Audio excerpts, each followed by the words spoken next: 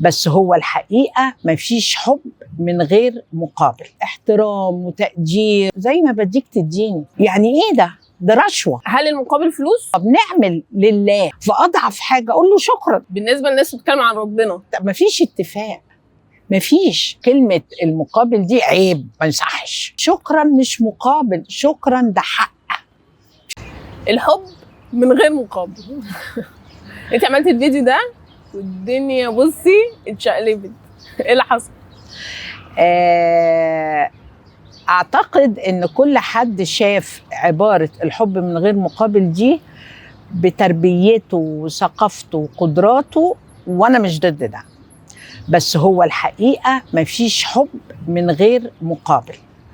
الام والاب بيقولوا احنا بندي من غير مقابل، يسوع بيدي من غير مقابل، ربنا بيدي من غير مقابل. دي فكرة محترمة، بس الواقع في الشغلانة بتاعتي يا ندى as a therapist مفيش حياة طبيعية بين أي اتنين، حتى بين الأب والأم ما فيهاش مقابل. ليه؟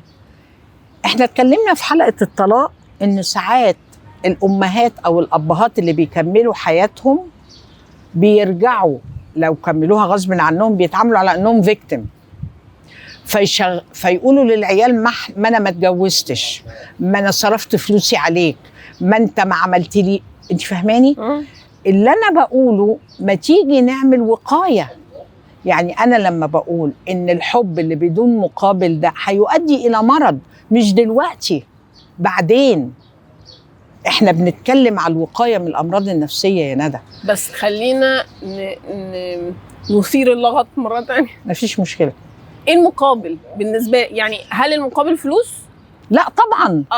لا طبعا. إيه بقى المقابل؟ المقابل حاجات بسيطة في الحياة، احترام وتقدير وكوباية شاي رايحة وطلب جاي من الشارع. إن الولاد دلوقتي بيذاكروا علشان الأهالي توديهم النادي، هل ده مقابل؟ أنا بشتغل وبديك فلوس عشان تجيب درجات كويسة. يعني إيه ده رشوة. اللي أنا بقول ده فعلا رشوة وابتزاز. كل عشان انزلك، ذاكر وهات درجات عشان اعمل لك. لا، دي مش تجاره. اللي انا بقوله يبقى بيني وبينك علاقه فيها محبه، شروطها بسيطه جدا زي ما بديك تديني. بس ده هنقول مثلا لو قلنا على الام والاب، بالنسبه للناس بتتكلم عن ربنا، ايه المقابل؟ لا، ربنا سبحانه وتعالى وان تعدوا نعمه الله لا تحصوها. لكن في المقابل احنا اللي عايز يعمل ما يعملش ما يعملش. طبعا ربنا. وانتي ما انتي عليكي التزامات يا حبيبتي. المسيحيين بيطلعوا العشور، المسلمين بيطلعوا الزكاه، بنصلي، بنصوم، بنحج، بنعمل كلمه طيبه، بنعمل لله. حتى الكلمه المصريه اللي تجنن يقول لك انا بعمل لله لانه حبيبي، مش انا بديله انت هندي ايه لربنا مقابل ايه؟ احنا بنهزر. لان حاله الحب اللي رايح جاي زي بالظبط حد يقول لي ايه، تصدقي انا بعد ما سبحت او صليت رقت كاني عملت حاله حب بيني وبين الخالق العظيم. هو يعني ايه صلاه يا ندى؟ انت عارفه يعني ايه صلاه؟ لا يعني انا عارفه بصلي ليه، بس لا مش عارفه. كلمه صلاه جايه من صله، انا بتواصل مع الخالق العظيم لانه حبيبي، لانه هو اللي عامل لي كل حاجه جميله. فاضعف حاجه اقول له شكرا. شكرا يا جماعه، ده انت لو قعدت في قهوه الراجل بيجيب لك شويه الشاي بتقول له شكرا. اللي انا قلته في الحلقه دي بالتحديد نعلم ولادنا ونعلم شركائنا ان شكرا مش مقابل، شكرا ده حق.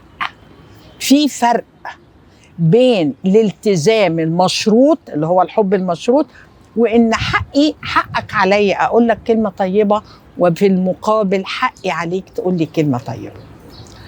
هل الأطفال أقل من 5 سنوات عليهم التزام ده؟ لا، هم مش فاهمين، بس حقهم إنك تلعب معاهم وتلون معاهم. هتلاقيه هو لما تيجي تعيط بيطبطب عليك فتحس إنك مبسوط. طبعا هو ده. هتقولي ما احنا ما فيش اتفاق، ما فيش. المقابل هنا يا حبيب قلبي جه طبطب عليا، ده انا صحيت من النوم لقيت النونه معرفش حطت ايده على راسي، لان الحكايه رايحه جايه. يعني ليه ناخدها على انها حاجه فيها قسوه؟ ابدا، فيها تسامح، محبه. انت عارفه انا بموت في المحبه. فلا طبعا، اللي انا ضده الحب المشروط، لكن الحب اللي ليه اللي هو اخد وعطا. لو كلمه مقابل مزعلاك يا ستي شيليها.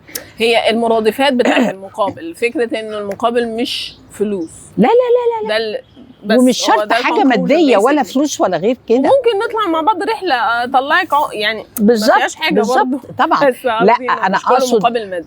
انت متصوره ان الورد لو انت ما رعتيهوش هيطلع ولا هيموت؟ يا جماعه ما تشويش. نفس المبدا، كلنا كائنات حيه. بالظبط كده، كلنا كائنات حيه. برافو عليك. حد ينقط لنا. لو بنضرب الكلب بتاعنا، يعني انا كان عندي كلاينت كان بيضرب الكلب بتاعه وسافر وسابه فوق السطح وناس بتاكله، جالها ميت بجد. لانه هتقولي لي ما هو كان بيضربه، اخيرا نرتاح منه. يعني حتى الحيوانات، حتى الطيور، حتى النباتات محتاجه راعي. بقى الورد اللي في بيتك ولا هتلاقيه زهر، ما هو ده عطاء على فكره. راعيني اراعيكي يعني، لكن مش شتم والله. لا مش شتم ومش استغلال. واحنا مش ماديين قوي كده. لا لا لا لا اطلاقا، لا اقصد الماديات ابدا. ماديات ايه؟ ماشي.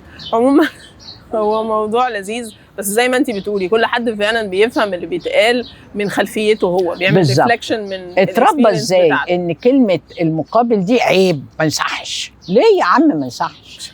هتشترونا ولا ايه؟ بالظبط. شكرا، تسلم ايديك وعينيك. شكرا، ربنا ما يحرمني منك. شكرا بطرق كتير طبعا. لا لا لا لا، مش بالكلمات يا جماعه. انا يعني انا مش معقول القعده دي عشان نتكلم في تفاصيل يعني. هي علاقه بنقول عليها عندنا في علم النفس يا ندى جشتت، اشوف الحاجه على بعضها. هي حلوه كده بتفاصيلها، بالكليه بتاعتها، لان الكون كلي على فكره. يعني ربنا عامل سما وشجر وارض وزهور وبتاع. هي الفرايتي، التنوع بيدي احساس بالراحه والجمال والاضافه طبعا. ميرسي يا كوكي. العفو، اتشرفت. باي باي. باي يا روحي. اشوفك على الحلقه الجايه ان شاء الله. ان شاء الله. باي باي. باي.